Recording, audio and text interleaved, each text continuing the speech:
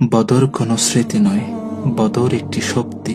যখনই এই উম্মাহ পথ অন্ধকার দেখবে, তখনই বদরের সেই ৩১৩ জনের সাহস আমাদের পথ দেখাবে।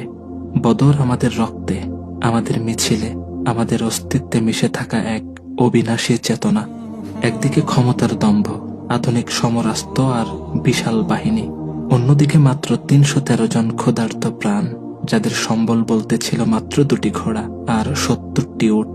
কিন্তু তাদের হৃদয়ে ছিল এমন এক অগ্নিশিখা যা কোনো পার্থিব শক্তি নেভাতে পারে না, আর তা হলো ঈমান। যুদ্ধের আগের রাতে যখন কাফের শিবির আমোদ ফুর্তিতে মত্ত, তখন সিজদা অবনত হয়ে কাঁদছিলেন বিশ্বনবী হযরত মুহাম্মদ সাল্লাল্লাহু আলাইহি ওয়াসাল্লাম। তার দুহাত আকাশের দিকে তোলা, চোখের পানিতে দাড়ি ভিজে একাকার। তিনি আরজি জানাচ্ছিলেন সাল্লাল্লাহু আলাইহি ওয়াসাল্লাম, হে আল্লাহ, আজ যদি এই মুষ্টিমেয় দলটি ধ্বংস হয়ে যায়, তবে এই জমিনে তোমার ইবাদত করার মতো আর কেউ অবশিষ্ট থাকবে না।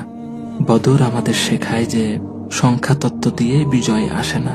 যখন বান্দা তার শেষ বিন্দু দিয়ে চেষ্টা করে, আল্লাহর উপর ভরসা রাখে, তখন আসমান থেকে ফেরেশতারা নেমে আসেন জমিনের ধুলো উড়াতে। বদরের প্রান্তরে সেই অসাধ্য সাধন হয়েছিল। সেদিন আরবের অহংকার ধুলোয় মিশিয়ে দিয়েছিল মদিনার সেই স্বল্প সংখ্যক মুজাহিদ। আল্লাহু আকবার।